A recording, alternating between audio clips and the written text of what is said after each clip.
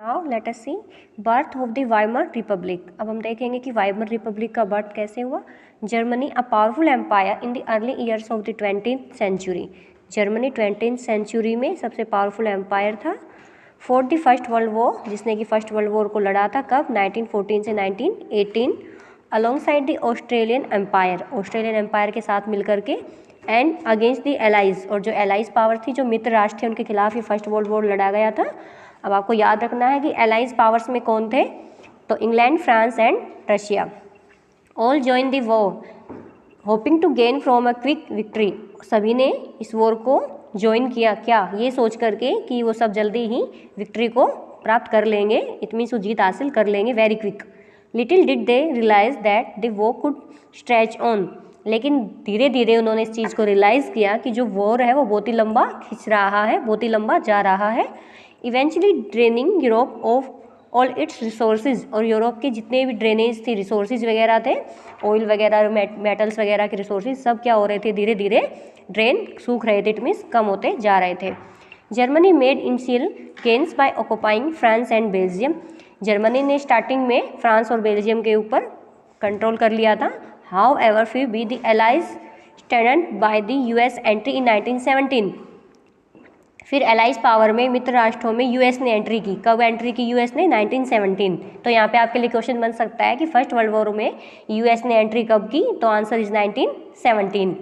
Von defeating Germany and the central powers in November 1918।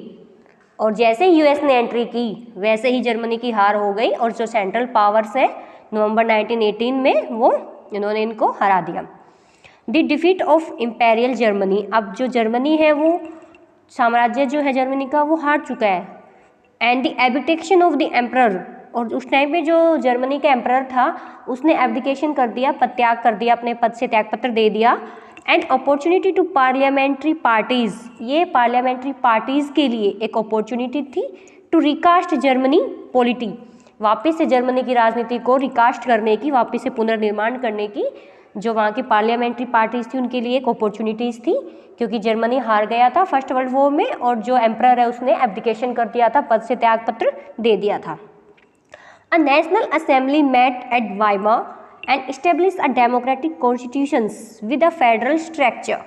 एक national assembly बनाई गई webinar में, और इस्टेब्लिश की गया एक डेमोक्रेटिक कॉन्स्टिट्यूशन, एक लोकतांत्रिक संविधान डेमोक्रेट इस्टेब्लिश किया गया विद ए फेडरल स्ट्रक्चर, एक संघीय स्ट्रक्चर के साथ। Deputies were now elected to the German parliament और राइक्सटैग। जर्मन पार्लियामेंट को क्या कहते हैं, राइक्सटैग। तो वहाँ पे डिप्यूटीज प्रतिनिधियों को इलेक्टेड किया गया, डिप्यूटीज को इलेक्ट किया गया, उनका निर्वाचन किया गया on the basis of equal, क्या बेसिस था, इक्वल के, and universal votes cast by all adults including women. सबको वोटिंग का राइट दिया गया, सबको इक्वल बनाया गया, इवन वीमेन्स को भी वोट राइट टू वोट दिया गया। This Republic however was not received well bye its own people. हालांकि ये जो रिपब्लिक, ये जो गणतंत्र बनाया गया, ये जो गणराज्य बनाया गया, not received by its all own peoples, इसके खुद के जो लोग थे वो इसको रिसीव नहीं कर पा रहे थे मोस्टली। लार्जली मतलब बहुत ही बड़े रूप पे जो जर्मनी के खुद के जो पीपल थे वो इसको रिसीव नहीं कर रहे थे। Because of the terms was force to accept after Germany is defeated. क्यों, बिकॉज जो इसकी टर्म्स थी वो फोर्सफुली एक्सेप्ट की गई थी जर्मनी ने, फोर्सफुली जर्मनी के ऊपर टर्म्स लगाई गई थी।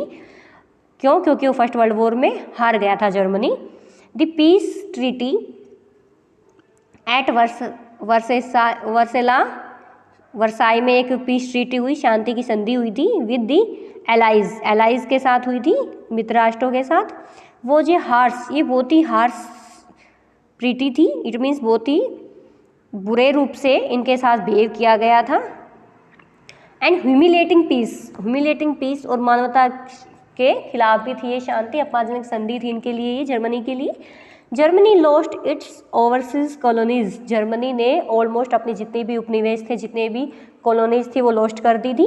1/10 ऑफ इट्स पॉपुलेशन, अपनी जनसंख्या का 10%, 13% ऑफ इट्स टेरिटरीज, और जो इसकी टेरिटरीज थी उसका 13%, 75% ऑफ इट्स आयरन, और जो इसके लोहे के भंडार थे उसका 75%, 26% ऑफ इट्स कोल टू, और 26% कोल कोयले का इनको फ्रांस, पोलैंड और डेनमार्क और लिथुआनिया को देना पड़ा। इतना सब कुछ इनको अपनी पॉपुलेशन का 10%, 13% टेरिटरीज का, 75% आयरन का, 26% कोल का, ये सब इनको फ्रांस, पोलैंड और डेनमार्क और लिथुआनिया को देना पड़ा according to treaty.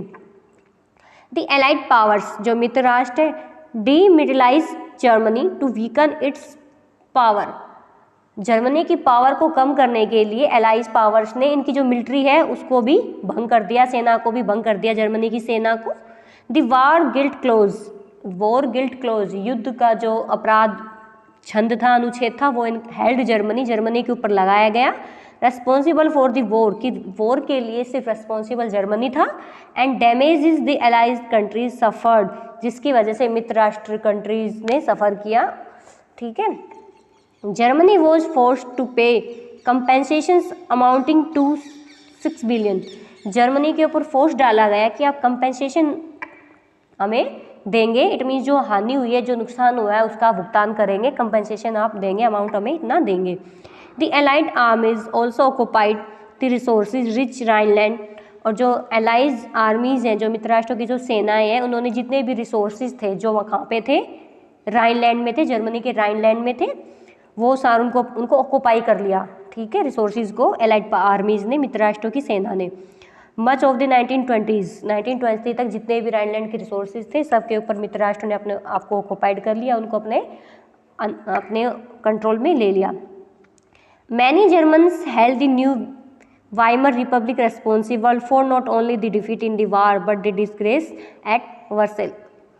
Many Germans, बहुत ज़्यादा जर्मन्स थे, वो नए जो वाइमर रिपब्लिक बना था उसको इसके लिए रिस्पॉन्सिबल ठहरा रहे थे कि फर्स्ट वर्ल्ड वॉर में न्यू वाइमर रिपब्लिक की वजह से डिफीटेड हारे हैं, और बट द डिस्ग्रेस, और जो उनका डिस्ग्रेस हुआ है वर्साई में, वर्साई की जो संधि हुई थी 1918 में, जिससे इनका अपमान हुआ है, उसके लिए वो न्यू वाइमर रिपब्लिक को जिम्मेदार ठहरा रहे थे। The effects of the war, अब हम इस इफेक्ट्स देखेंगे कि फर्स्ट वर्ल्ड वॉर जो हुआ था 1914 से 1918 में, जो एलाइड पावर और सेंट्रल पावर्स के बीच में हुआ था। एलाइड पावर्स में आपको पता है मित्र राष्ट्रों में फ्रांस, रशिया और ब्रिटेन थे, और सेंट्रल में जर्मनी, ऑस्ट्रिया, हंगरी ये थे। तो अब इसका हमें इफेक्ट देखना है कि इसका क्या इफेक्ट हुआ था। The war had a devastating impact on the entire continent, पूरे महाद्वीप के ऊपर इस वॉर का बहुत ही डिवास्टिंग, बहुत ही बुरा इम्पैक्ट पड़ा था, बहुत साइकोलॉजी एंड फाइनेंशियली, मनोवैज्ञानिक और आर्थिक दोनों ही रूप से बहुत बुरा इम्पैक्ट पड़ा था पूरे कॉन्टिनेंट के ऊपर, पूरे महाद्वीप के ऊपर, पूरे यूरोप महाद्वीप के ऊपर। From a continent of creditors Europe turn into out of debtors. कभी जो यूरोप है वो क्रेडिटर्स हुआ करता था, इट मीन्स कर्ज देने वाला हुआ करता था, बट आफ्टर दैट वो क्या बन गया, यूरोप डिबेटर, कर्ज लेने वाला कॉन्टिनेंट बन गया। अनफॉर्चुनेटली, दुर्भाग्य से, the infant Weimar Republic, infant it means जो अभी अभी नया बना है, इन्फेंट बिल्कुल न्यू है, ठीक है, Weimar republic was being made to pay for the sins of the old empire, जो पुराना साम्राज्य है उनके पापों को, सिंस को, ये सब देख रहा था, इनको पे कर रहा था। The Republic carried the burden of war guilt, और जो रिपब्लिक है इसने जो वार का जो गिल्ट था उसका बर्डन उठाया, कि वॉर की वजह से जो नुकसान हुआ उसका गिल्ट उठाया। एंड नेशनल ह्यूमिलेशन, और उनको राष्ट्रीय स्तर पर अपमानित किया गया न्यू एम्पायर रिपब्लिक को। Was financially crippled by being forced to pay compensations, और आर्थिक रूप से इनको क्रीपल्ड, रेंगना पड़ा, टू बीइंग, इनको फोर्स किया गया न्यू एम्पायर को कि आप कंपेंसेशन दीजिए। दोज वो सपोर्टेड द वाइमर रिपब्लिक, और कौन से वो सपोर्टर थे जो वाइमर रिपब्लिक को सपोर्ट कर रहे थे, उनमें सोशलिस्ट, समाजवादी, कैथोलिक और डेमोक्रेट्स थे जो इसको सपोर्ट कर रहे थे वाइमर रिपब्लिक को। Become easy targets to attack in the, अब अटैक कौन कर रहे थे, इट मीन्स इसका विरोध कौन कर रहे थे, इसको टारगेट पे कौन ले रहे थे, कंजर्वेटिव्स जो रूढ़िवादी थे, पुरातनवादी, पुराने विचारों वाले कंजर्वेटिव्स, नेशनलिस्ट सर्कल्स, इसका पक्ष में तो सोशलिस्ट, कैथोलिक, डेमोक्रेट थे, और इसको टारगेट बना करके वाइमर के ऊपर अटैक करने वालों में थे कंजर्वेटिव्स और नेशनलिस्ट। दे वर मोकिंगली कॉल्ड, मोकिंगली मतलब मजाक के रूप में, कहते हैं ना मजाक उड़ाते हैं, तो मजाक कहते थे उनको, क्या कह के उनका मजाक उड़ाते थे, नवंबर क्रिमिनल्स, कि आप नवंबर के अपराधी हैं, ये कह करके मोकिंगली मजाक उड़ाते थे इनका। The mindset had a major impact on the political developments of the early 1930s as we will soon see. जो माइंडसेट हो गया था मेजर इम्पैक्ट का कि पॉलिटिकल डेवलपमेंट्स के, कि यहाँ पे राजनीतिक डेवलपमेंट है early 1930s as we will soon see, जो हम जल्दी देखेंगे कि क्या हुआ। Okay, the first world war left a deep imprint on European society. First world war का जो है एक डीप इम्प्रिंट, एक अच्छा इफेक्ट इम्प्रिंट पड़ा यूरोपियन सोसाइटी के ऊपर एंड पॉलिटी के ऊपर। Soldiers came to be place about civilians, soldiers को सिविलियंस से ज़्यादा महत्व दिया गया, इंपॉर्टेंस दी गई। Politicians and publicists laid great stress on the need for men to be aggressive. जो पॉलिटिशियंस थे, जो नेता थे और जो पब्लिसिस्ट थे, वो क्या कह रहे थे, किस बात पे स्ट्रेस डाल रहे थे, वो स्ट्रेस इस चीज़ पे डाल रहे थे कि नीड फॉर मैन, कि मैन जो है वो कैसे होने चाहिए, अग्रेसिव, आक्रमणकारी होने चाहिए, स्ट्रॉन्ग, मजबूत होने चाहिए एंड मस्कुलिन, और जो मैंस के जो गुण हैं, जो क्वालिटी है, स्पेशलिटी है, वो उनमें होनी चाहिए। तो जो पॉलिटिशियंस है उस बात पे बहुत ही स्ट्रेस डाल रहे थे। The media glorified trench life, जो मीडिया है वो ट्रेंच लाइफ को ग्लोरीफाई कर रही थी कि ट्रेंच लाइफ बहुत ही ग्लोरीफाइड कर रहे थे उस चीज़ को कि बहुत ही रेस्टफुल है, पीसफुल है, बट ऐसा कुछ नहीं था। द ट्रूथ, इसके पीछे ट्रूथ और कौन था, मीडिया दिखा कुछ रही थी बट ट्रूथ कुछ और था। How ever was the soldiers lived miserable lives in these trenches, in trenches में, ट्रेंचेस क्या थे कि बड़े बड़े गड्ढे खोद देते थे, ठीक है, आपने देखा होगा कि मूवी में, बॉर्डर मूवी में, जैसे वो नीचे मिट्टी को खोद के गड्ढे खोदते रहते हैं, आगे सामने वो ईंटें वगैरह लगाते रहते हैं, ट्रेंचेस बड़े बड़े गड्ढे होते हैं। तो मीडिया तो इसको ग्लोरीफाई कर रहा था ट्रेंच लाइफ को, बट रियली में जो सोल्जर्स थे वो बहुत ही मिजरेबल लाइफ को इन ट्रेंचेस में जी रहे थे। Trapped with rats feeding on corpses, वहाँ पे चूहों, मतलब ट्रैप, वो चारों तरफ से चूहे उनके आसपास घूमते रहते थे, उनके अंश वहाँ पे पड़े रहते थे। दे फेस पॉइजनस गैस, जहरीली गैस को फेस कर रहे थे। एंड एनिमी शेलिंग, और जो शत्रु है उनकी शेलिंग, उनकी खाल, उनकी कंकाल वहाँ पड़े रहते थे। And witness their ranks reduce rapidly, और वो इस चीज़ के गवाह थे कि उनकी जो रैंक्स है वो कैसे, मतलब उनके जो लोग हैं वो कैसे धीरे धीरे कम होते जा रहे थे। फॉर एग्जांपल 100 से कम होते जा रहे थे, बट इट मीन्स उनकी डेथ हो रही थी बहुत ही लार्ज लेवल पे। Aggressive war propaganda and national honor occupied center stage in the public sphere. Aggressive war propaganda था और जो नेशनल ऑनर, जो सम्मान था, ऑक्युपाइड कर लिया गया सेंटर स्टेज के ऊपर, पब्लिक स्फीयर के अंदर। While popular support for conservative dictatorship that had recently come into beings, और पॉपुलर सपोर्ट कंजर्वेटिव इस चीज़ को, डिक्टेटरशिप को कर रहे थे, वो चाहते थे कंजर्वेटिव की जो उनकी डिक्टेटरशिप है वो खत्म ना हो, इसीलिए वो इस चीज़ का विरोध कर रहे थे कंजर्वेटिव्स की। अगर ऐसा कुछ हो गया, इतना चेंजमेंट आ गया जर्मनी में, तो उनकी कोई नहीं सुनेगा, तो वो अपने साम्राज्य को ख़त्म नहीं करना चाह रहे थे, दैट्स वाई वो इस चीज़ के अगेंस्ट थे।